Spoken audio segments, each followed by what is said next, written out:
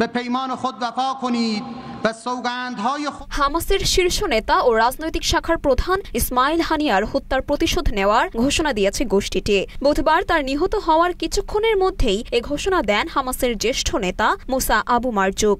تنزایی و تروریسم دولتی و جنایت علیه بشریت در سرزمین‌های فلسطین توسط رژیم اشغالگر قدس ইরানের নতুন president Masoud পেজেকশিয়ানের অভিষেক অনুষ্ঠানে যোগ দিতে তেহরান গিয়েছিলেন হানিয়া। যে বাড়িতে অবস্থান করেছিলেন তিনি, সেই বাড়িটি উড়িয়ে দিয়েছে হামলাকারীরা। ঘটনার প্রতিক্রিয়া জানাতে খুব বেশি সময় নেয়নি হামাস। তাদের পরিচালিত টেলিভিশন চ্যানেল আল আকসায় বক্তব্য রাখেন জ্যেষ্ঠ নেতা মুসা আবু মারজুক। তিনি বলেন, ইসমাইল হানিয়া ইহুদি জায়নবাদীদের হামলায় নিহত হয়েছেন। আমরা এই কাপুরুষোচিত হামলার জবাব দেব।